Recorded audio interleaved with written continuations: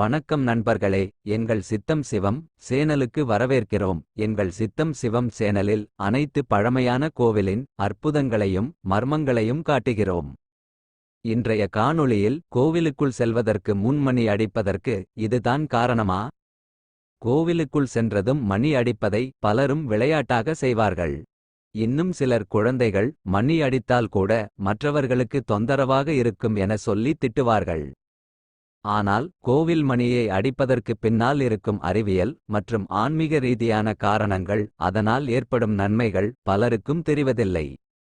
பூஜைக்கு பயன்படுத்தப்படும் பொருளாதாக இருந்தாலும் இதற்கு பின்னால் நுண்ணறிவு அதிகம் நிறைந்துள்ளது. கோவில் மணியிலிருந்து வெளிப்படும் தனித்துவமான ஒலி சுற்றுச்சூழலிலும் மனித உடலிலும் பலவிதமான மாற்றங்களை நம்மையும் அறியாமல் ஏற்படுத்துகிறது. அப்படி கோவில் மணியை அடிப்பதால் என்னவெல்லாம் நடக்கிறது, எதற்காக மணி அடிக்கும் பழக்கம் உள்ளது என்பதை பார்ப்போம். கோவிலுக்குள் செல்வதற்கு மணி அடித்து படியை தொட்டு வணங்கிவிட்டு தான் செல்வோம். அதேபோல் பூஜைகள் செய்யும் போதும் மணி அடித்து கற்பூர தீபாராதனை காட்டுவது இந்துக்களின் வழிபாட்டு முறையில் மிக முக்கியமானதாக உள்ளது. மணி அடித்து வழிபடுவது குறித்து பல்வேறு புராணங்களிலும் உயர்வாக சொல்லப்பட்டுள்ளது.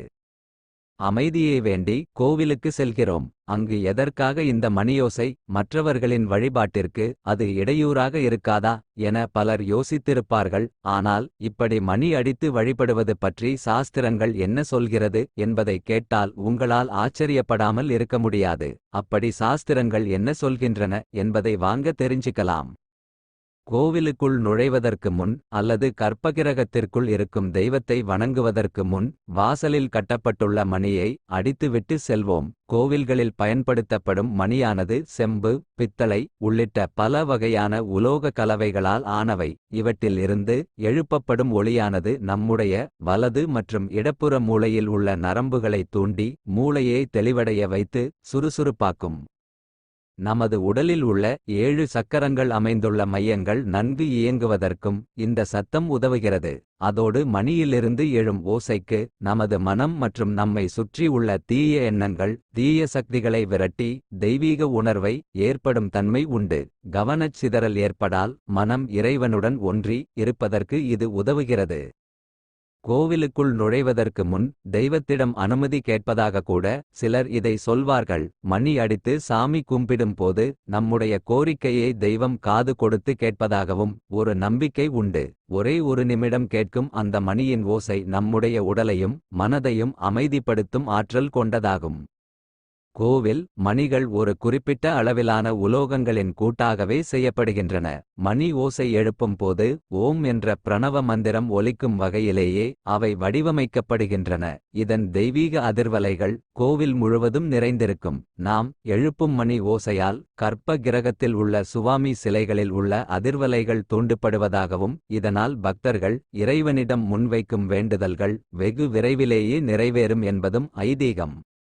கோவிலில் எழுப்பப்படும் மணி ஓசையை கேட்பதன் மூலம் ஒருவர் செய்த பாவங்கள் அனைத்தும் நீங்குவதாக கந்த புராணம் சொல்கிறது. கோவில்களில் எழுப்பப்படும் மணியோசைக்கு ஆன்மீக காரணங்களை விட அறிவியல் காரணங்களே அதிகம்.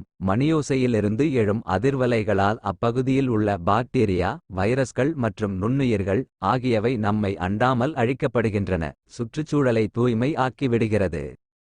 பூஜை நடைபெறும் போது கோவில் மணி இசைக்கப்படுவதுடன் பல்வேறு மங்கள வாத்தியங்களும் இசைக்கப்படும். இதனால் நமக்குள் இருக்கும் ஆன்மீக அடுத்த நிலைக்கு மேம்படுத்தப்படும். உடலை முழுவதுமாக அமைதி நிலைக்கு கொண்டு செல்வதுடன் வாழ்க்கையில் நன்மைகள் பலவற்றை தரும். தீய சக்திகள் எதுவும் உங்களின் அருகில் நெருங்காது. கோவில் மணியை அடிக்கும் முறை பிராண சக்தியை குறிப்பதாகும். கருடமணி சிறிய அளவிலான மணிக்கு கருடமணி என்று பெயர். இவற்றை ஒரு கையால் இசைக்க முடியும்.